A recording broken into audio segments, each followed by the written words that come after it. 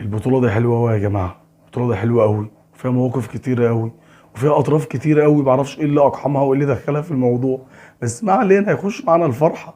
معلش بقى يا جماعة، امبارح ما قدرتش إن أنا أصور خالص، والله كنت تعبت شوية، وكمان الصوت كان رايح خالص، فأتمنى إن الصوت يكون معقول دلوقتي شوية.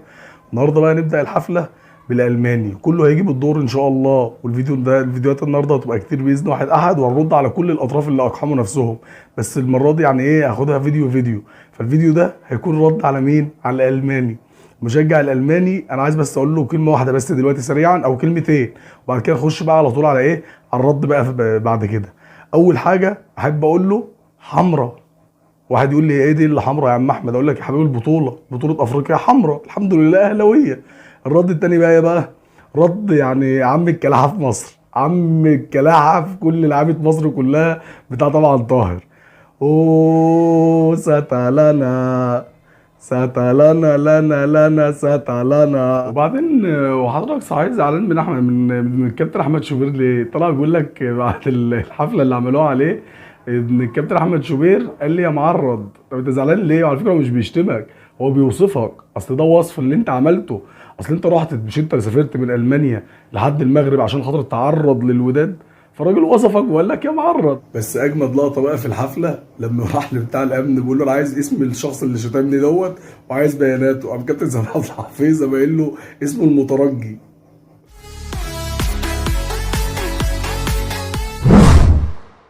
بسم الله توكلت على الله، ولا حول ولا قوة إلا بالله العلي العظيم، واللهم صل وسلم وزد وبارك على سيدنا وحبيبنا سيدنا محمد عليه أفضل الصلاة والسلام.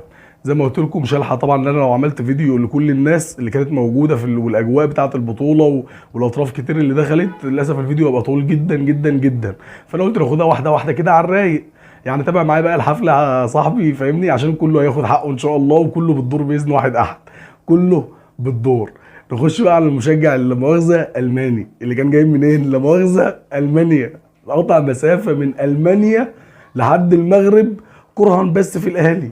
انت يا ابني مش طبيعي، والله العظيم انت فعلا مش طبيعي. بس انا بتبسط بالحاجات دي، انا بفرح بالحاجات دي، انك تقطع مسافه كبيره زي دي كرها في النادي الاهلي. فده بيبين وبيوضح الاهلي عامل فيك ايه، انت وغيرك، او انت واللي شبهك، او انت واللي زيك. هو ده النادي الاهلي. النادي الاهلي اللي ما ينفعش تراهن على فشله، تبقى يعني مش عارف، مش عايز اقول اللفظ والله العظيم، بس تبقى كده فعلا، تبقى مش طبيعي، تبقى فعلا عندك مشكله، عندك نقص. لازم تفكر مليون مره مليون مره قبل ما تراهن على فشل النادي الاهلي. المهم طبعا اخونا طبعا الايه الالماني، هو مش اخونا يا عم، هو يعني اخونا في الله بس وخلاص. المهم ايه، الالماني سافر زي ما بقول لك مسافه طويله، وراح المطار عشان يستقبل لعيبه النادي الاهلي بكل وقاحه وكل قله ادب وكل، يعني مش عارف، مش عايز اقول الفاظ والله، بس بجد كانت حاجه مسيئه جدا لنفسه ولينا ولمصر كلها عموما. على فكره انا مش ضد ان مشجع زملكاوي تمام يكون مثلا بيتمنى فوز اي فريق بيلعب النادي الاهلي، وقلت قبل كده 100 مره في الموضوع ده، وهفضل برضو عند رايي، من حقك، ليك مطلق الحريه انك تتمنى ان الاهلي يخسر، لكن ما ينفعش تسافر مسافه طويله عشان خاطر ان انت تروح تشجع فريق ضد النادي الاهلي، او ما ينفعش واحد اهلاوي يسافر مسافه طويله عشان يشجع فريق ضد نادي الزمالك. انا اتمنى بس ان الزمالك يخسر، وزي ما قلت لك انا ممكن والله ما اتفرجش على المباراه بتاعتك اصلا، لكن لو هسمع، لو عرفت انك خسرت خلاص هفرح، والدنيا بالنسبه لي بيس وحلوه وجميله. لكن فكره ان انا اروح اشجع فريق واسافر وادفع فلوس من جيبي عشان خاطر كرهن بس في النادي الاهلي، فانت كده بتوضح حاجات كتير قوي، بتوضح انك موجود في الصوره اهو، وحطيت نفسك طرف، وحطيت نفسك في الترند، وانت مش موجود اصلا وفريقك مش موجود. بس هو ده الفرق بيني وبينك، ان انا موجود في الترند عشان انا البطل، عشان انا اللي معايا ال11 النهارده، لكن انت حاطط نفسك في الترند عشان انت مهزأ، ما خليت الناس كلها تهزقك، ومن ضمنهم لعيبه النادي الاهلي اللي انت اسأت ليهم في المطار. والحمد لله هم طبعا اتعاملوا معاك بكل احترام وبكل يعني جنتله منهم، ان هم ما حدش منهم اساء ليك خالص في المطار لما كنت مستقبلهم.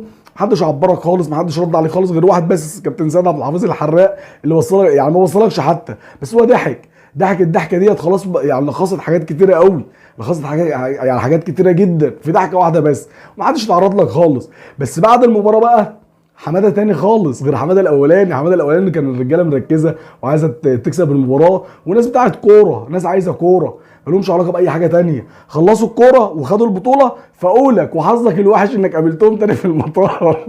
ده ينفع؟ ده منظر ينفع تعمل في نفسك كده؟ ينفع تعرض نفسك لمشكله زي دي؟ والله العظيم بجد.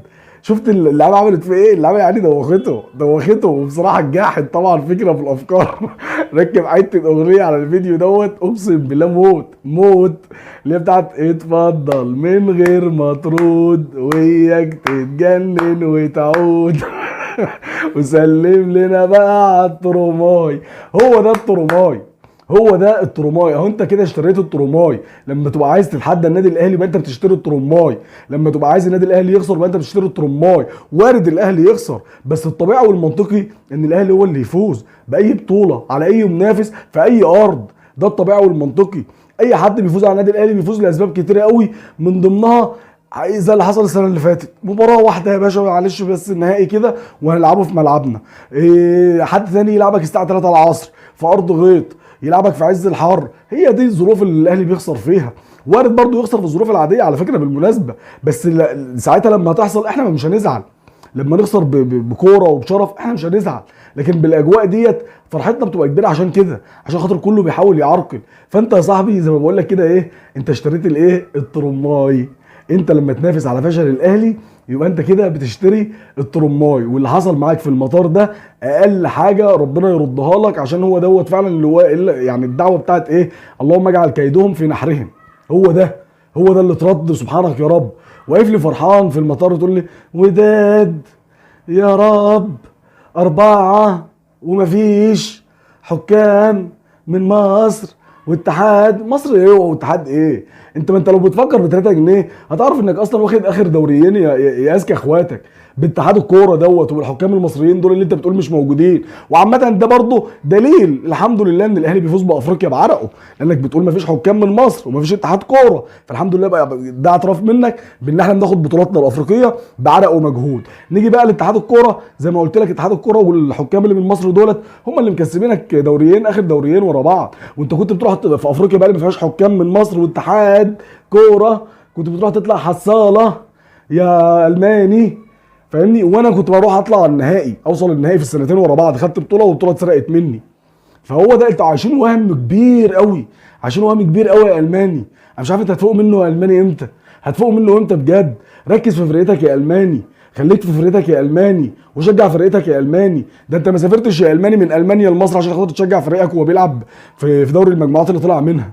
ما سافرتش لحد مصر يا الماني عشان خاطر تشجع فريقك وهو بينافس على المربع الذهبي في بطوله الدوري.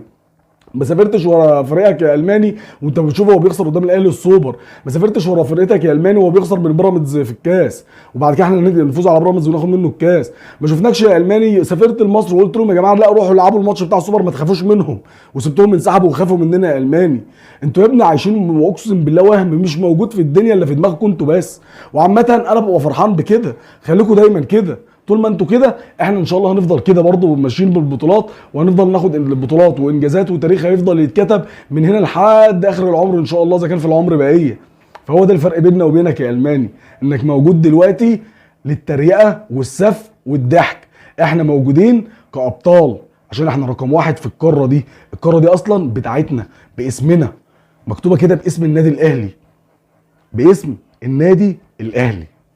وشكرا لك يا الماني، ونتمنى نشوفك في بطولات جديده باذن الله، ودايما يبقى وشك حلو علينا كده وتشجع اي فريق بنلعبه. بالمناسبه سافر السعوديه بالله عليك، بالله عليك يا اخي، في كاس العالم للانديه سافر للسعوديه وشجع مانشستر سيتي قدام الاهلي، لعل وعسى ان شاء الله. وكل حاجه طبعا في الكوره بتحصل، بس لما انت تروح هتطمنا.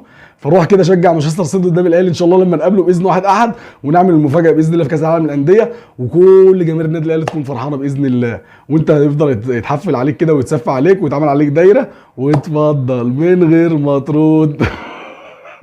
سلام يا الماني.